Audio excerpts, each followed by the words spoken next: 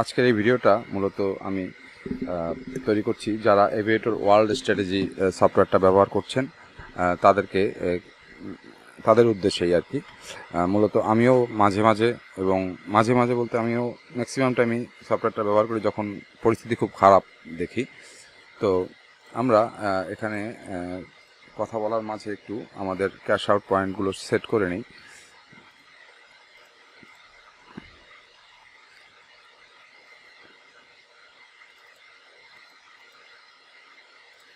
তো যাই হোক, যেটা আর কি বলবো সেটা হচ্ছে এটা একটা 7-এর উপরে গেছে, আমরা একটা ক্লিক করে রাখলাম। এটা 8:40-এ গেছে, 8:40 মিনিট 51 সেকেন্ডে, যদিও আমি শুরুতেই ক্লিক করতে পারিনি। যাই হোক, আমরা যেটা বলবো সেটা হচ্ছে যে এভিয়েটর ওয়ার্ল্ড স্ট্র্যাটেজি সফটওয়্যারটি ব্যবহার করার পরেও, সিগন্যাল পাওয়ার পরেও যাদের মিস হচ্ছে, যারা আর কি মিলাতে পারছো না, তাদের জন্য মূলত আমাদেরকে একটু ফলো আপ করতে হবে যে এই এভিয়েটর ওয়ার্ল্ড স্ট্র্যাটেজি সফটওয়্যারের যে সিগন্যালটা আমাদেরকে দিচ্ছে, সেই সিগন্যালটা যদি মিস হয় তাহলে তার পরেরটা এবং তার পরেরটা আসলে কি হয়, এটা আমাদেরকে একটু ফলো আপ করতে হবে। যদি তার পরেরটা বা তার পরেরটা 2-এর উপরে যায় তাহলে আমাদেরকে পরপর 3টা চান্স নিতে হবে সিগন্যালের পরে। প্রথম সিগন্যালে যদি আমাদের মিস হয়, দেন দ্বিতীয় সিগন্যালে আমরা ডাবল করে চান্স নেব, এবং দ্বিতীয় সিগন্যালে যদি আমাদের মিস হয় তাহলে আমরা তৃতীয় সিগন্যালে ডাবল করে চান্স নেব।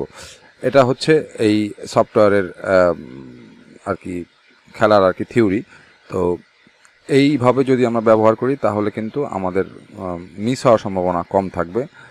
আর এটাও সম্ভবত 7-এর উপরে যাচ্ছে কিন্তু গেল না। যাই হোক, না গেল সমস্যা নেই, কিন্তু নেটওয়ার্ক পুরোটাই ঝামেলা করতেছে। আমরা দেখতে পাচ্ছি আমাদের এই লেখাগুলো ক্লিয়ার দেখতে পাচ্ছি না, এটা কেন হচ্ছে জানি না, তবে নেটওয়ার্কে কোনো হয়তো নেটওয়ার্কের দুর্বলতার কারণে হয়তো বা এরকম হচ্ছে।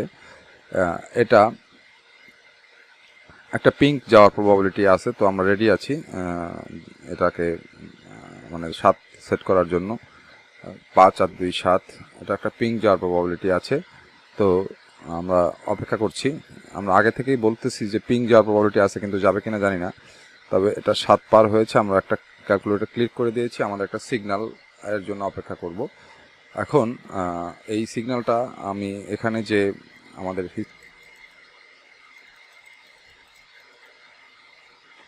আমাদের আমাদের কার্সারটা আটকে গিয়েছিল এবং আমাদের সফটওয়্যারটা কাজ করতেছে না, প্রবলেম হচ্ছে বিধায় আমরা পুনরায় আবার রিসেট করে নিলাম।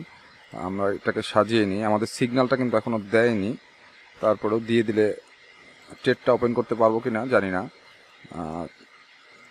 এখানে আমরা আমাদের কাঙ্ক্ষিত যে আমাদের কিন্তু এটা আমরা হিট করব না, আমরা একটু অপেক্ষা করব, কারণ টাইম আছে এখনও, কারণ আমাদের সফটওয়্যারটা একটু ঝামেলা করতেছে। এটা একটু দেখব, ফলো করব।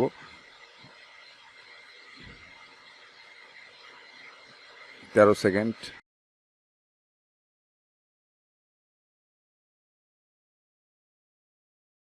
হ্যাঁ, এবার আমরা হিট করে দেব।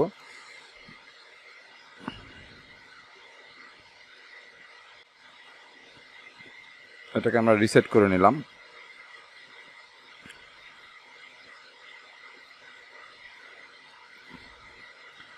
তো কিন্তু আমরা কিন্তু সাকসেসফুল হয়েছি। আমি ওইটা হিট করি নাই কেন সেটা আমি বোঝানোর চেষ্টা করছি। মূলত সফটওয়্যারটা হঠাৎ করে বন্ধ হয়ে গেল, মানে আমাদের এই প্ল্যাটফর্মটা হঠাৎ করে বন্ধ হয়ে গেল এবং উপরের লেখাগুলো ঠিকঠাক মতো ক্লিয়ার দেখা যাচ্ছিল না, যে কারণে একটু বিপদে পড়ছিলাম আর কি, যেটা আর কি হতেই পারে, কার্সারও আটকে গেছিল। তো যাই হোক, আমরা শেষ পর্যন্ত কিন্তু এই ট্রেডটা আমাদের সফল হয়েছে।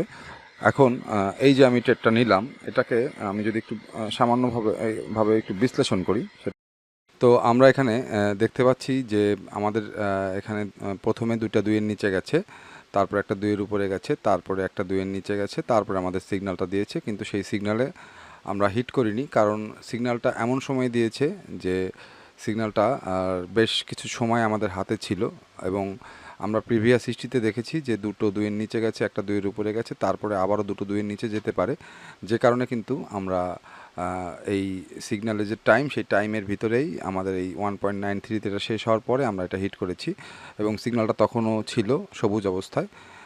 যে কারণে আমাদের এই মানে আমরা যে এন্ট্রিটা নিয়েছি সেটা সফল হয়েছে। তো এই হচ্ছে মূল বিষয় সফটওয়্যারের। তো আমাদের এই জিনিসগুলো ফলো করতে হবে। আমি বারবারই বলছি যে আমাদের এই বিষয়গুলো, এই কালার প্যাটার্নের সাথে সিগন্যালের একটা মিল আছে রেখেই কিন্তু আমাদেরকে হিট করতে হবে, তাহলে আমাদের 100% বা 90% সাকসেসফুল হওয়ার সম্ভাবনা থাকবে। তো যাই হোক, ভিডিওটি আজকে এখানেই শেষ করব। সকলে ভালো থাকবেন, ধন্যবাদ।